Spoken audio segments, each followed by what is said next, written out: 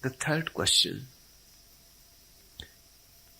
Dear Bhagwan, today you spoke of homosexuality, and let us laugh at the idea of all men walking arm in arm through the streets and calling each other darling.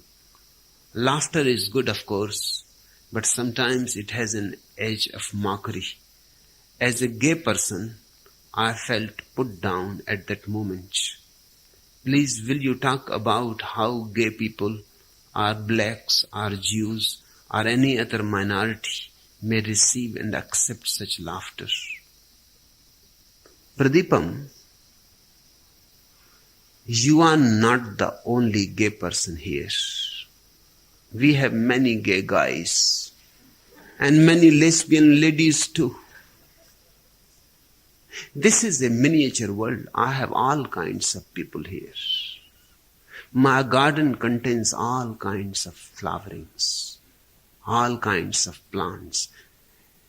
It is less a garden, more a jungle.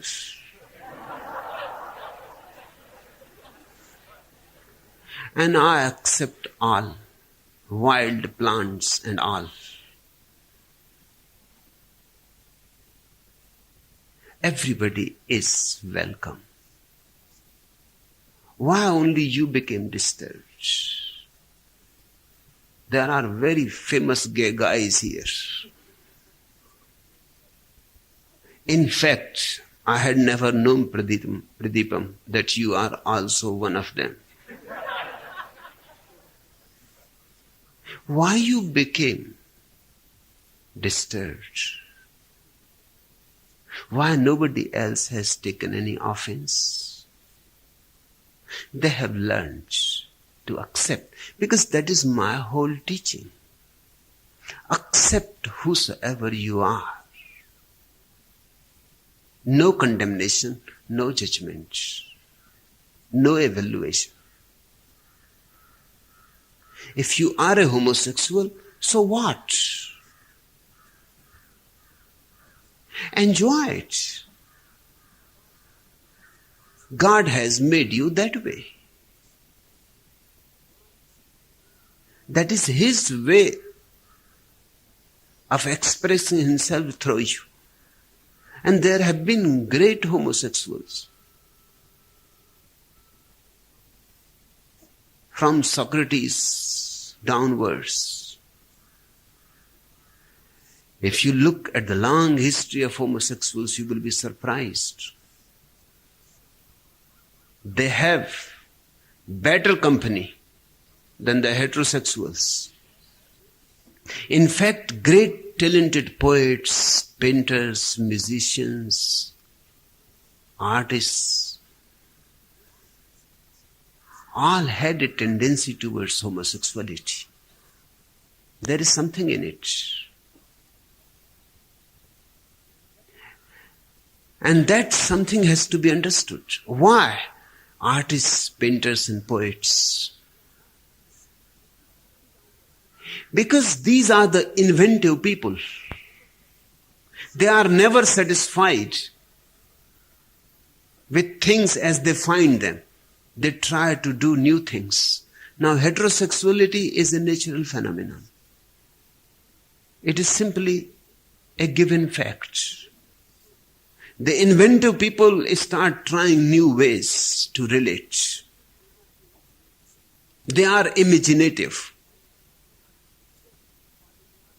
Just falling again and again in love with a woman or with a man seems to be routine. They would like to try some new experiments.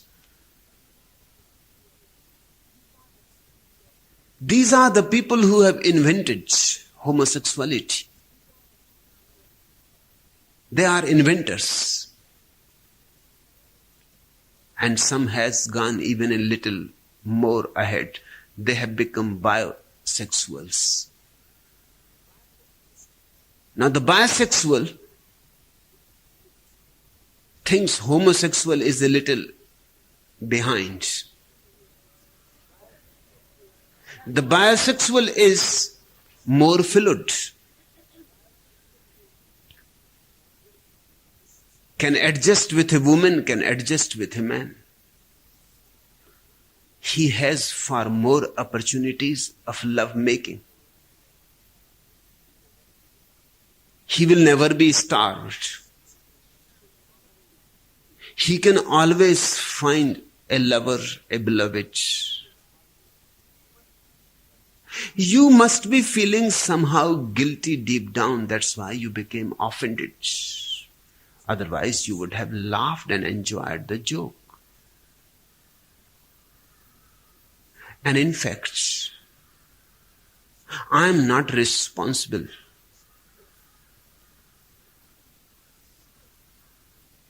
for saying those words. Guess who is responsible? And I don't think you can guess. The Pope.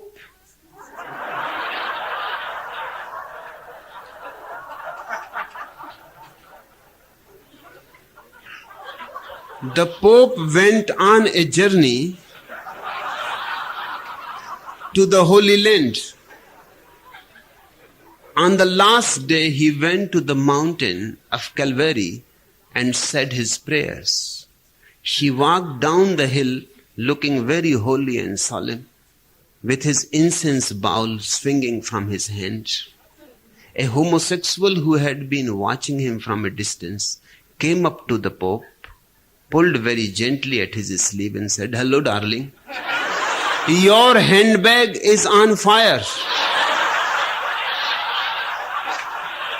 I got that idea from the Pope.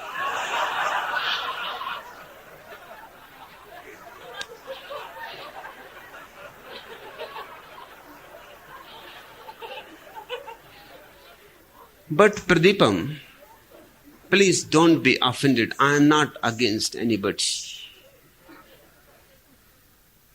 Blacks or Jews or homosexuals. I am not against anybody. My whole message is of total acceptance.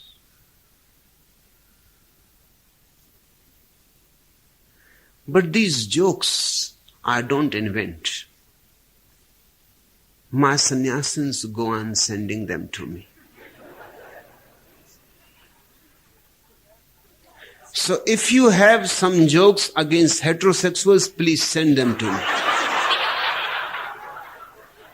Just whatsoever jokes I receive, I use.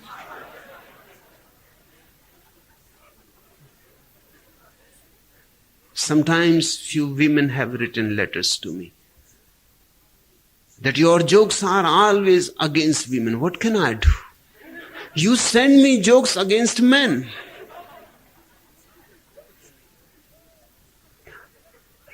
I have no interest in inventing jokes. People go on sending me. You send any kind of joke and I will use. But this guilty feeling is not good. Deep down, you are feeling as if you are doing something wrong. That's why it hurts. You have a wound inside. You may have covered it, but the wound is there. And if you understand me, uncover the wound. Only when you uncover it, it can be healed. Let the sun heal it and the wind heal it. Uncover it. It is perfectly right. Whatsoever you are, it is nobody else's business. If two men feel good to be together, it is nobody else's business to interfere. No law, no government, no religion, no church should come in. If they both are happy, it is perfectly their own decision. And we want the world to be happy. And these two persons are contributing their happiness to the world by being happy together. If two women feel to be good with each other, the world is happier for that, better for that. Don't make them feel guilty unnecessarily. But guilt persists because down the ages you have been taught homosexuality is a sin. Down the ages you have been taught that this is one of the greatest sins. You may be surprised to know there have been states in America just 100 years before where the punishment for homosexuality was sentence for life. And there have been countries where one was to be beheaded if he was caught into any homosexual relationship. Humanity has been so stupid in the past. And we all carry those conditionings deep down in the collective unconscious. A ventriloquist,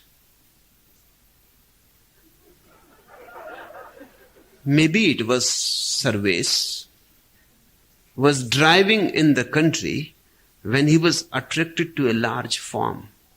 He asked for and was given a tour. As he was shown through the barn, the ventriloquist thought he would have some fun. He proceeded to make one of the horses talk. The hired hand, wide-eyed with fear, rushed from the barn to the farmer. "Sam," he shouted, "those animals are talking. If that little sheep says anything about me, it is a damned lie."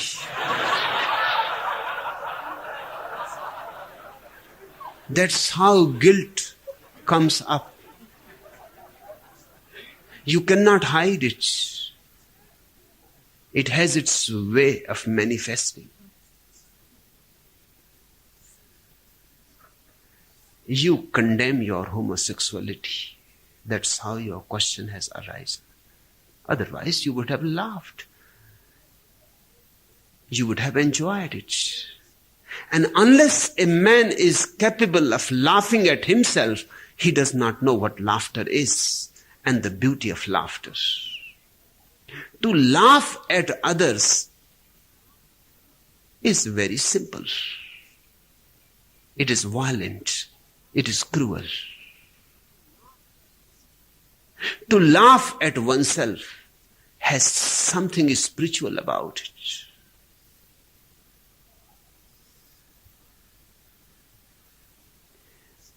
But we go on hiding behind rationalizations. Now you are thinking the minority of the homosexuals is being offended.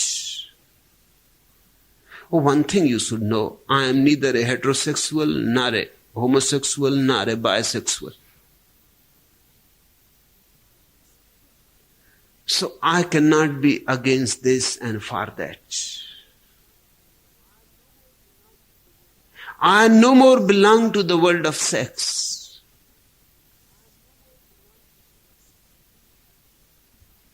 Sex has no more meaning.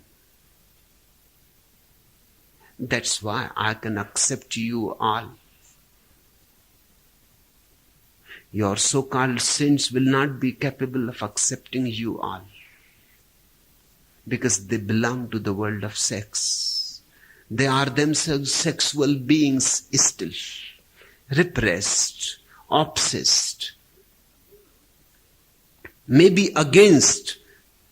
But to be against means you are still obsessed. I am neither for nor against, neither for this nor for that. It simply does not matter.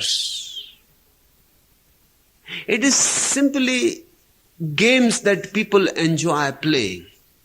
It is fun, that's all. It has nothing serious about it. It is childish. heterosexual, homosexual, bisexual, all is childish. One day, I hope you will grow beyond all these. And then a totally different phenomenon happens. In the East, we have called it Brahmacharya. The West has no equivalent word for it. Because in the West, consciousness has never penetrated to that height. The word celibacy is a poor translation and with ugly connotations. Celibacy simply means not getting involved into sex. It is a negative word. The celibate may not be beyond sex. He may be simply withholding. Brahmacharya actually means living like a god. Literal meaning is living like God. What does it mean, living like God? It means sex has simply disappeared. That smoke surrounds no more the flame of your being. Your flame of being is smokeless. And when sex has utterly disappeared, the whole energy that is contained in sexuality is released in love, in compassion. But by feeling offended, you exposed yourself. In a way, this is good. Don't feel guilty anymore. And it is always good to expose yourself in your utter nudity. Don't be afraid, because that is the only way to know oneself, to expose.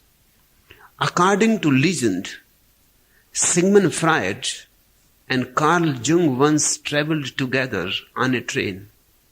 And during the journey, Jung began to analyze Freud, probing deeper and deeper into the man's psyche in an attempt to pinpoint the origin of his neurosis. Freud was being his evasive self. So when Jung came to within a hairbreadth of Freud's essence, he asked impatiently for Freud to reveal his innermost being, his true real self. I cannot. Freud refused. To do so would be to give up my authority. At that, Jung sat back and sighed. Then you have already lost it. The real man is always ready to expose to the very core, because he is not afraid. Freud saying this, that I cannot expose my real self because to do so would be to give up my authority, is simply saying that he is carrying a pseudo-self around himself. He carried his whole life.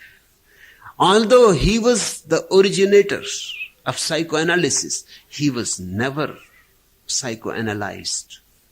Many times his disciples approached him and said, "We can psychoanalyze you," but he always refused. He was afraid. This legend is very symbolic. He was afraid to expose himself as he was. And the fear was of losing authority. But a real man of authority is never afraid of losing it. He cannot lose it. There is no way of losing it.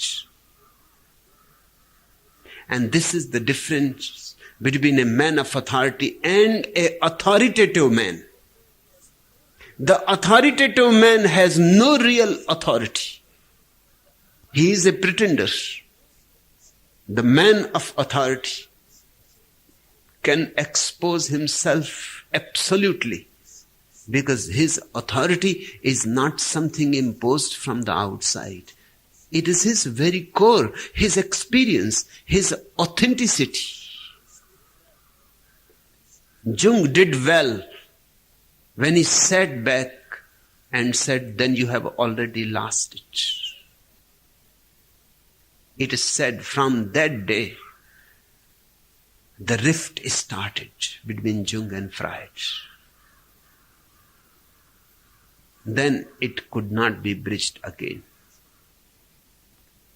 And I cannot say that only Jung was responsible for the rift. In fact, basically Freud himself was responsible.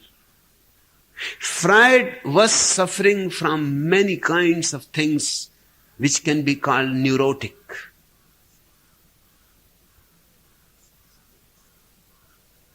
Still, he will not allow himself to be analyzed. My whole work is here to help you to expose yourself into utter nudity. Whatsoever you are, wherever you are, I am going to seek and search you and bring you into the light. Sometimes it hurts, it shocks, sometimes you feel angry, offended. But please, be patient. This is surgery. It is bound to be painful.